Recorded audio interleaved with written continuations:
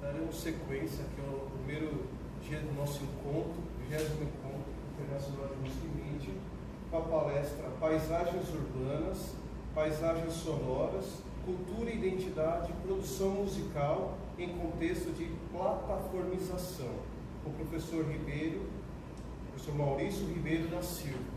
Ele não se encontra por motivo de enfermidade, tá? Mas ele mandou um vídeo encarecidamente aqui para a gente, tá bom? Boa tarde a todos. Em primeiro lugar, eu gostaria de agradecer o convite, a professora Heloísa, por estar aqui com vocês. Infelizmente, com essa condição que a gente está vivendo de mudança climática, de vírus, etc. e tal, acabei me adoentando e não pude me deslocar até Santos. Uma cidade que eu gosto muito e que teria o menor prazer de estar aí com vocês. Então, enfim, peço desculpas por não estar presente, é, mas ainda assim agradeço também a disponibilidade de vocês me ouvirem, mesmo que seja nessa condição, de gravação.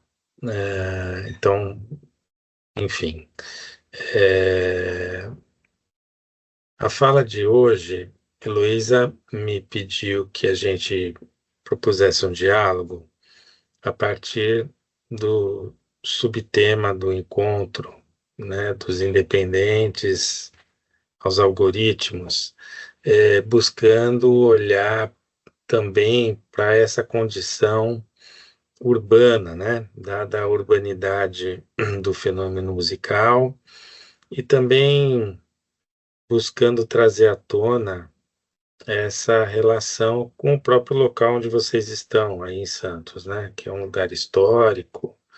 É, e por mais que não seja reconhecido o famoso nacionalmente, é muito importante para a história do Brasil, né?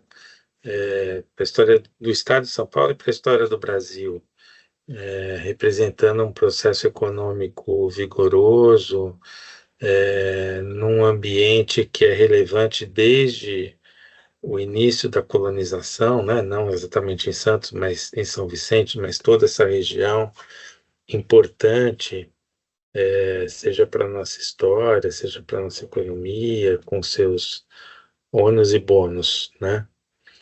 É, então, enfim, eu queria iniciar a fala pensando um pouco com vocês, a partir do contexto da cidade, não como os arquitetos costumam olhar e os urbanistas, a partir de processos de construção e fluxos e etc. e tal, né? Quer dizer, olhar a cidade como um patrimônio, não na perspectiva do que vocês estão observando aí, da Bolsa do Café, do Panteão dos Andradas, como algo que é uma construção histórica, representativa de um tempo, enfim, um produto da materialidade, né?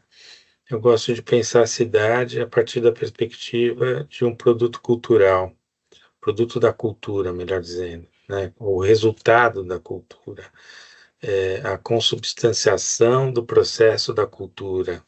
E, como tal, a cidade como um ambiente que possui uma personalidade própria. É, por mais que os edifícios sejam parecidos, né? A gente pode olhar, eventualmente, a, a Bolsa do Café em Santos e, do ponto de vista estilístico, aproximar ao edifício do Banco, do Centro Cultural do Banco do Brasil aqui em São Paulo, o Centro Cultural do Banco do Brasil no Rio de Janeiro, ou o Museu Nacional de Belas Artes, enfim, quer dizer, tem uma série de edifícios com esse caráter material, essa aparência bastante singular e, ao mesmo tempo, unificada. Mas quando nós pensamos Santos, São Paulo, Rio de Janeiro, esses exemplos que eu dei, é inegável que há um processo que transcende essa construção ou essas construções, e que levam à ideia de uma personalidade. Quer dizer, há uma diferença de personalidade nessa cidade que a gente chama São Paulo e na cidade que a gente chama Rio de Janeiro ou na cidade que a gente chama de Santos.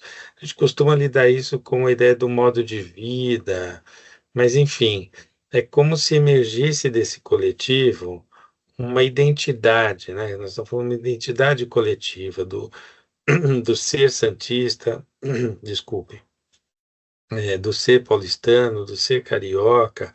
Então, entendendo essa ideia de identidade, a gente pode pensar um contexto de paisagem é, que, ao mesmo tempo, se observa do ponto de vista visual, como a gente nota a paisagem de Santos, a gente nota a paisagem do Rio de Janeiro e nota a paisagem de São Paulo, mas entendendo um pouco aquela coisa do Schaeffer, né? Que vocês imaginam que trabalham de modo mais aprofundado. Pelo menos Heloísa é um autor que frequentemente ela recorre, cita e etc e tal.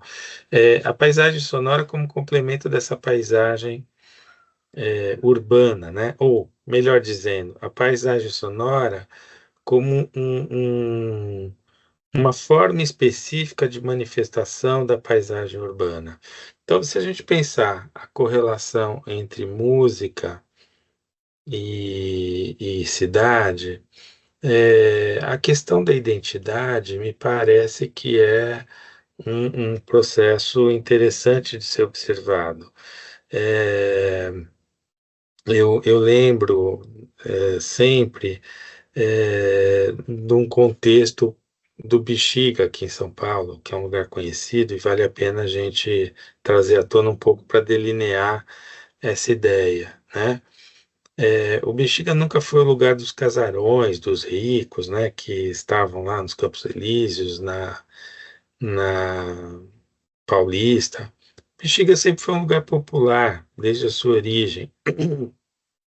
Na origem, o Bexiga era o bairro, por mais que hoje a gente olhe muito próximo ao centro, o Bexiga é conhecido historicamente por ser o lugar onde havia um quilombo, né?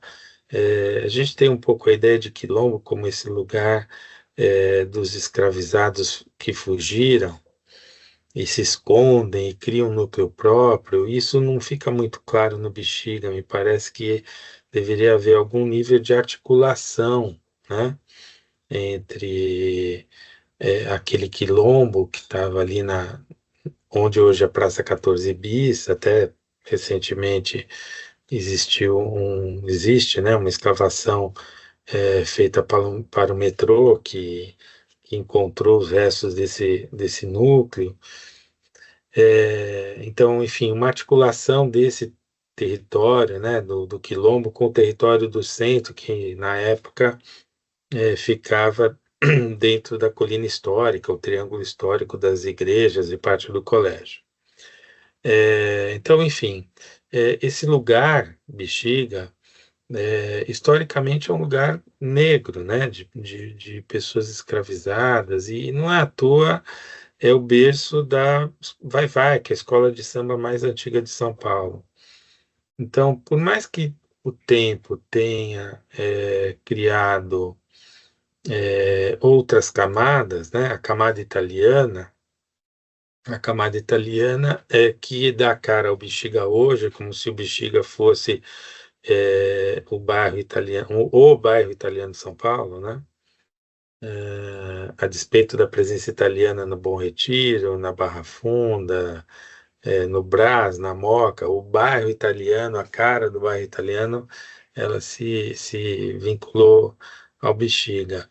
É, a gente vai observar que há essa presença do som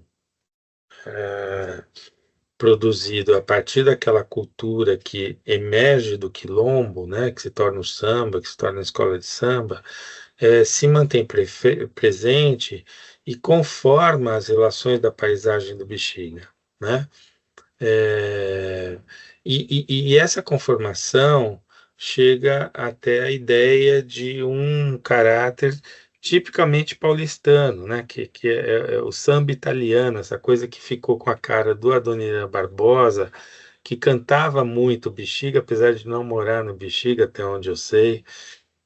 Mas, enfim, essa junção de identidades diferentes, criando uma nova identidade, só é possível pensar dentro de um contexto de uma paisagem urbana, né, que possibilita o encontro e essa consolidação de algo que é diferente, que é novo, né? Então, não me parece fazer sentido pensar o samba italiano no Rio de Janeiro, né? Que é uma cidade que se notabiliza por conta do samba. Então, enfim, quando a gente pensa um pouco em bossa nova, quando a gente pensa no samba italiano, ou na música urbana que é tipicamente paulista, né? Quer dizer, quando a gente pensa a identidade de um som que vem do rock, por exemplo, Titãs, e São Paulo, a gente percebe que há nuances, existem nuances na produção musical que fazem sentido com aquele lugar onde a coisa emerge, né? Legião Urbana em Brasília, Barão Vermelho no Rio, enfim. Apesar da gente estar lidando com um fenômeno que é global, há uma perspectiva de identidade, né? Então, então, assim como nós observamos na paisagem da cidade urbana, que junta, da cidade, que junta os seus edifícios, as suas formas, o seu modo de andar, o modo de circular e etc. e tal, nós vamos observar que essa paisagem ela tem a materialidade dos edifícios, mas tem a sonoridade das manifestações que nela acontecem. Muniz Sodré tem uma obra que me parece que não é tão conhecida por ser não ser vinculada ao contexto de teoria da comunicação, com a qual a gente lida mais comumente, mas é uma obra que trata da cidade e da sua relação com o terreiro, chamado Terreiro e a Cidade, o livro. Nele, ele aponta essa pulsão para a criação de uma identidade visual internacional nas reformas urbanas do Rio de Janeiro, mas que também aconteceram em Santos. Então, enquanto o Rio de Janeiro estava com Pereira Passos, Santos estava com Saturnino de Brito, produzindo ali os canais, um pouco essa ideia de uma cidade com uma cara internacional à la francesa, né? Que é o mesmo que aconteceu aqui em São Paulo com a reforma do Anhangabaú, o museu o museu não, o Teatro Municipal, aquela região, o Parque da Luz, enfim, essa ideia de um Brasil que quer se colocar visualmente diante de uma condição internacional. E ele aponta que essa visualidade ela está na grande avenida, está no palácio, está no grande edifício que é construído pelo poder vigente, né? Não é diferente do que a gente observa na Paulista, não é diferente do que a gente observa na Faria Lima, por exemplo. Sempre uma atualização visual de um caráter estético. Mas, ao mesmo tempo, ele traz à tona de que, virando a esquina e logo atrás desse espaço de grande visualidade, de fluxo, emerge uma cidade, ou se mantém uma cidade com identidade própria, né? Que lá no Rio de Janeiro era caracterizada por um conjunto de casas, que eles chamam de favela, a gente chamava aqui em São Paulo dos cortiços, né? Não poucas vezes os cortiços das favelas sendo demolidos para dar cara a edifícios modernos e vistosos, e etc. e tal. Então, em suma, a cidade, no seu formato construtivo, ela aponta duas forças intensas, né? Quer dizer, uma força de uniformização, que é uma força do poder, que é uma força do internacional, e uma força local, né? sem querer ser conservador e trazer à tona a ideia de uma força local como a preponderante ou a melhor, é, ou até a outra internacional como a hegemônica e etc., né? Talvez a gente entender que a perspectiva de uma junção desse internacional com o local traga de fato a ideia de um produto novo, diferenciado e uma condição de identidade própria, né? Me parece que essa perspectiva a gente pode lidar um pouco como a ideia da antropofagia do Oswald, né, de trazer um processo que é global, que é maior e que ao mesmo tempo se associa àquele local. Então, essa perspectiva, ela é de fato o que a gente consegue observar. Então, a emergência do samba, a emergência do choro, que é um caráter muito presente aí neste evento, né? O Clube do Choro participando, enfim, o choro mesmo, por mais que seja uma manifestação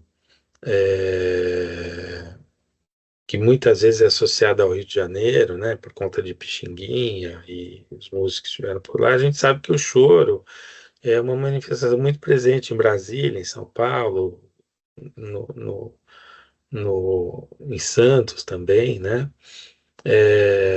E certamente com algumas diferenças, né? O choro daqui é diferente do choro de lá, né? Então, essa ideia de um gênero, um estilo, uma tipologia que ao mesmo tempo responde a um processo maior, e se adapta a uma situação menor, me parece que é um padrão de urbanidade que faz e se apresenta no tempo. É, há um autor, professor da Universidade de Harvard, que é chamado Rem Koolhaas, um arquiteto urbanista. O Koolhaas, ele, no seu curso de urbanismo em Harvard, ele começa a instar os alunos a produzir uma cidade romana. E da cidade romana para a cidade medieval, para a cidade renascentista, para a cidade é, do barroco e assim diante, eles vão reformando aquela cidade romana até chegar na cidade que a gente conhece hoje, né? A cidade que ora é projetada dentro de um contexto de uma praça que recebe o palácio, a igreja, a catedral e etc e tal, que é o que a gente vê na Praça da Sé, né? Uma praça projetada para a catedral que ali se coloca, e então se coloca o marco zero da cidade diante da catedral, na praça, ou seja, quer dizer, há um desejo do Estado de manifestar a sua força, seu poder e a sua crença. Por outro lado, o largo, que é aquele lugar que a rua alargava para que a mesma igreja se encontrasse. Então a gente tinha o Largo da Sé, que foi demolido, e passa a ter a Praça da Sé. Quer dizer, o Largo da Sé é o espaço que a cidade abre, né? E, portanto, tem mais a ver com o dia a dia e com o espaço do viver. E a praça como esse espaço projetado, quer dizer, que tem um determinado objetivo, busca uma determinada situação. O que acontece é que a cidade, nesse contexto, ela possibilita fazer com que a gente entenda os processos de transformação cultural pelos quais aquele grupo passa a viver, né? Então, não me parece que é irrelevante pensar que aqui em São Paulo, por exemplo, a Praça da Sé era um lugar de manifestação política, porque era um lugar de, mesmo sendo um lugar do Estado, projetado pelo Estado, é um lugar de confluência e de encontro, né? O que a gente passa a observar, na medida em que os processos midiáticos vão se consolidando e se aprofundando, é que os espaços de referência deixam de ser espaços de estar e passo a ser espaços de fluxo, né? Então, hoje o grande espaço é a Avenida Paulista de manifestação. E a Avenida Paulista não é um lugar de estar, é um lugar de passar, né? Quer dizer, é uma avenida. Não é à toa que o palanque se transforma em trio elétrico, né? Porque ele é feito para andar, ele é feito para marchar, e, portanto, há uma identidade entre a ideia mesmo de protesto ou de qualquer tipo de manifestação cultural, há uma ideia de fluxo, né? A escola de samba é um fluxo, o trio elétrico é um fluxo, né? Recife ainda de alguma forma mantém, apesar de alguma visibilidade midiática, mantém a ideia do marco zero, né? E do frevo que fica ali, né? Não traz aquela ideia de fluxo como a gente observa nos outros lugares. Então, não à toa, né? É um carnaval, por exemplo, com menor visibilidade. Então, veja que essas relações fazem sentido, né? São Paulo passa a ter um marco visual que é a ponte estaiada. Veja, o que que é uma ponte se não lugar de trânsito e fluxo? Então, como é que uma ponte pode ser um objeto de referência quando ele é um objeto de passagem? Então, essa ideia de fluxo, ela aponta a um problema para a questão da identidade, que me parece relevante pensar sob o contexto da paisagem, unindo a relação entre paisagem urbana, essa coisa da fixação do espaço, e a paisagem sonora. O que me parece relevante pensar a partir dessa perspectiva é o fato de que há, na mediatização dos processos da vida cotidiana, uma desterritorialização importante. Outro dia eu vinha conversando com um colega sobre as questões, por exemplo, do ensino à distância, né? Então, na nossa área de atuação, universidades, etc. e tal. É, Veja que um projeto importante do século XX foi,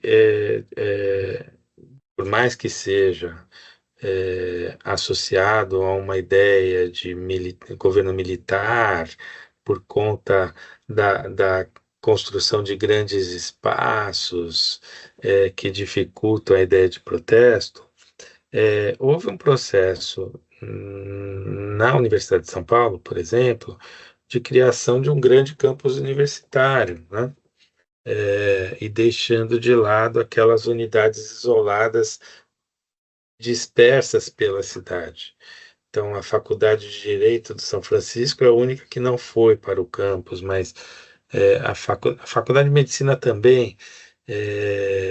Mas, enfim, Engenharia, que era onde hoje é a região ali da Estação Tiradentes do metrô, foi para lá, Faculdade de Arquitetura, e, enfim, outras faculdades todas, filosofia, história, foram todas lá para, que era na Maria Antônia, né? Foram para a cidade universitária. Então, a gente vê uma identidade da universidade a partir da ideia de um campus universitário, que é um lugar de encontro, né? E de repente a gente vê esses campos, os campos das universidades, se dissipando para pequenas unidades em torno do metrô, né, que são as agências dos chamados polos de ensino à distância dessas universidades, das universidades como um todo, menos até das públicas, mas ao mesmo tempo esse fenômeno também alcançando as públicas. Então veja, há um processo aí de desterritorialização da universidade. Então, ela passa a ter diversos polos, na verdade, como se ela estivesse atomizando a sua marca. Então, é a marca e não o lugar, né? Até porque você não vai ao polo, você não estuda no polo, você estuda no seu computador onde você quiser, né? No seu smartphone, no seu tablet.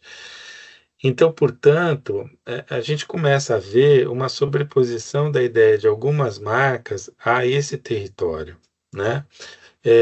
E essas marcas centralizando um determinado processo.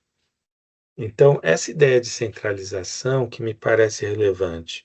Então, ao mesmo tempo que ela possibilita o alcance, quando a gente olha o fenômeno então da plataformização dos processos culturais, me parece que ela possibilita fazer aquele que está na ponta alcançar o processo, mas ao mesmo tempo há também, pela sua força, né, a imposição de determinados padrões que, em certa medida, tendem a não produzir necessariamente essa simbiose de dois padrões que se colocam justapostos e criam um terceiro, como era o que a gente observava no Bexiga, né? Quando eu falei do samba italiano.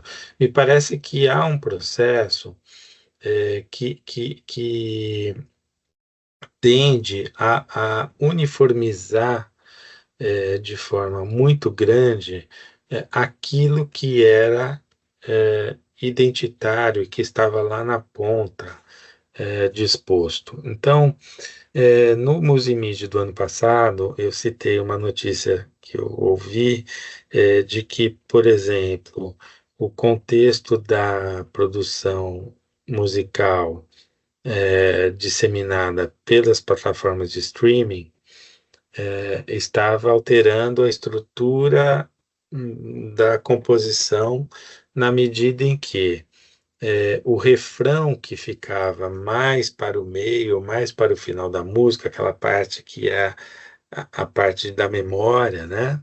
É, da identidade da música, que muitas vezes a gente tem identidade na música pelo refrão, no contexto de produção musical atual, distribuída pela plataforma, essas músicas passam a ocorrer, essa produção, né, musical, o refrão passa a ocorrer no início da música. É, isso pode parecer inócuo, né? Mas, na verdade, por trás desse processo está o processo econômico, que é a remuneração do autor, ou do compositor, ou do cantor, etc. e tal. A remuneração se dá depois que o ouvinte reproduziu no mínimo 30 segundos daquele produto, né? Então, 30 segundos há uma remuneração, menos de 30 segundos não há. Então, é preciso que a música traga a sua identidade para a saída e não para a chegada, né? Que caso contrário, a música não vai ser identificada e, portanto, ela não vai ser ouvida e, portanto, não haverá remuneração. Então, veja, é um pouco dessa história de uma produção é, local que se adapta a um padrão global. Até aí, isso é, em tese, normal dentro do processo. Agora, alguns outros fenômenos vêm me chamando a atenção, né? Eu não sou um estudioso de fenômeno musical, eu sou um observador, no máximo, né? Mas no contexto da cidade, a gente observa que as periferias, elas sempre foram lugares de uma produção muito rica, né? Por mais que ela não fosse aceita pela inteligência, pela elite e etc e tal, uma produção muito rica, né? Assim, não me consta que o samba seja um produto do centro do Rio de Janeiro, centro no sentido do poder. É um produto do morro que está ali diante do centro, mas que é considerado periferia, né? Não estou dizendo que a periferia ela é só aquele lugar distante. A periferia é a rua de trás, na qual aquela população mais pobre habita. Então, olhar para a cidade sob esse ponto de vista de uma periferia produtora de processos, né, culturais intensos, é, possibilita a gente olhar, por exemplo, a emergência do samba e a emergência do forró, né, da música do Luiz Gonzaga, por exemplo, nas rádios, trazendo aquela cultura da periferia do poder nacional, né, do poder econômico, em certa medida do poder político, saindo lá do interior do Nordeste e trazendo para a capital, quer dizer, dando visibilidade a isso, obviamente se ajustando processos, né? Certamente o Luiz Gonzaga bebe na fonte do forró de pé de serra, mas não necessariamente é o forró de pé de serra, enfim, esta relação que se ganha e se perde na medida em que o processo se torna mais globalizado. O que me parece relevante pensar nessa perspectiva é dentro de um contexto do, do processo cultural que se impõe na medida em que é, você começa a ter algoritmos que apontam aquilo que você quer ouvir, né? Veja, aquilo que você quer ouvir a partir de contextos estatísticos, etc. e tal, ele começa a indicar o caminho do seu ouvido, né? Então, o que a gente começa a perceber é que aquela ideia do disperso vai constituindo espaço dentro de um contexto de centralização muito grande. E a centralização, ou que muitas vezes a gente vai chamar de uberização, não sei se no campo da produção musical isso é muito trabalhado, mas enfim, a gente começa a observar que o, o Airbnb é a maior rede de hotéis do mundo sem ter um quarto, né? O Uber é a maior rede de táxis do mundo sem ter um táxi. É, e o Spotify talvez seja a maior gravadora do mundo sem gravar, né? Apesar de que o Netflix faz produções, mas enfim, a gente tem aí uma grande gravadora que não grava nada. E isso, por si só, é muito curioso, né? Então, o que a gente começa a perceber é a centralização do poder desses elementos na constituição de um algoritmo que faz com que você ouça aquilo e não deixe de ouvir aquela outra, aquele outro. Então, essa produção musical que aparece, ela dá uma pseudo-visibilidade para aquele sujeito que está produzindo lá na ponta, né? Porque para que ele seja visível, ele precisa cair nas graças do algoritmo. E cair nas graças do algoritmo não é necessariamente um processo de mero gosto, né? Então isso leva para a questão do usuário, né? Do ouvinte, do cidadão. Então, o que que a gente percebe? Eu tenho observado minha pesquisa mais recente observa questões que têm a ver com mídia, questões raciais, crença, religião e etc. e tal. E já há algum tempo me chama a atenção a periferização do rap, né? E não tenho nada aqui contra o rap, não é a questão, estou tratando isso como um objeto e um exemplo, algo para a gente observar. É, a identidade de uma periferia brasileira, na qual aquele garoto lá da ponta, né, por mais que a periferia gere o funk, que tem a ver com aquele padrão americano, mas com uma condição brasileira, enfim, por mais que esse processo ocorra, o que a gente começa a observar é que aquele garoto da periferia ele passa a se ajustar dentro de um padrão estético maior, muito próximo daquele padrão americano, né? Então, aquele boné do New York Knicks, a corrente de ouro, a bermuda, o gesto, a dança, o som. Então, por mais que seja uma realidade da periferia brasileira, há toda uma forma sincopada, né? Um modo de produção sonora que se identifica com aquele outro, né? É, e essa identificação, em certa medida, transita e desloca esse lugar, né, essa periferia de São Paulo, periferia de Santos, periferia do Rio de Janeiro, para um outro lugar, que aparentemente é periférico. Então, eu vinha discutindo com os alunos, né, observando algumas questões, como eu disse, raciais. Por exemplo, é, o Snoop Dogg, né, que ficou muito visível agora com a Olimpíada, né? É, durante a Olimpíada de Paris, aconteceu um pouco onde está o Wally, né? Onde está o Snoop Dogg? Onde ele vai aparecer agora? Onde ele vai aparecer? Então aparece aqui, aparece lá, aparece aqui, aparece lá, né? E no fim das contas, quando se dá o encerramento da Olimpíada, o Tom Cruise pega a bandeira e leva para Los Angeles, né? Ali na ideia, né, da passagem de bastão, a gente vai ver que é exatamente o Snoop Dogg que está cantando na praia lá de Los Angeles, tal, na praia da Califórnia. Então, em que medida a pergunta que a gente estava fazendo é em que medida ele é periférico, né?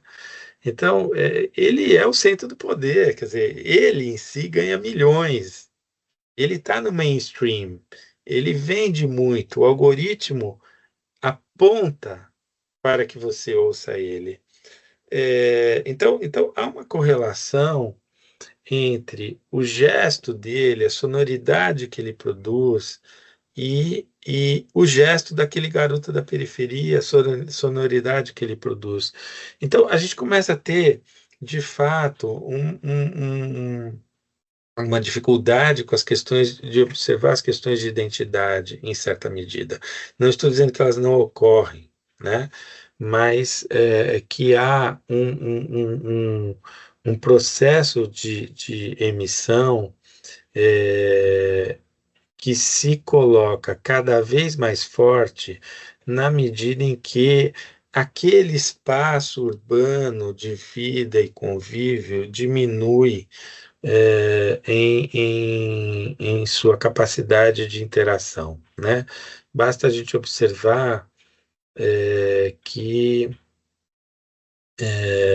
a gente anda pela cidade e as pessoas estão com fone de ouvido e olhando o tablet, olhando o celular, não pode dar muita visibilidade, porque senão é roubado, mas enfim, você anda no metrô, você anda no ônibus, você anda pela cidade, você vai ver que as pessoas não estão ali, quer dizer, elas estão culturalmente vinculadas a um outro lugar. Então, portanto, na medida em que os gestos, né, eles e a forma de vida, ela vai se associando àquele outro lugar, há um processo de desterritorialização, né? Então, essa questão me parece que é relevante a gente trazer à tona e pensar sobre ela. É, porque, no fundo, a gente está tratando de uma constituição de uma hegemonia muito grande dessas plataformas, né, estabelecendo o padrão da paisagem, das cidades nas quais a gente vive. Então, de fato, a gente fala agora de uma uniformização, né? Então, enfim, era um pouco essa discussão que eu queria propor a vocês. Eu queria estar aí para poder debater, saber o que que vocês acham dessa ideia, né? Se faz sentido, e fico à disposição caso vocês queiram discutir num outro momento. Enfim, Heloísa tem meu contato, acho que muitos de vocês que estão aí também têm, e fico disponível e também curioso para saber o resultado dessa provocação que eu quis trazer aqui para vocês. Tá bem? Então é isso. Muito obrigado. Obrigado, Heloísa. Desculpe a falta, né? Queria muito estar aí com vocês e espero que, quem sabe, no próximo ano isso seja possível. Tá bem? Então é isso. Um grande abraço.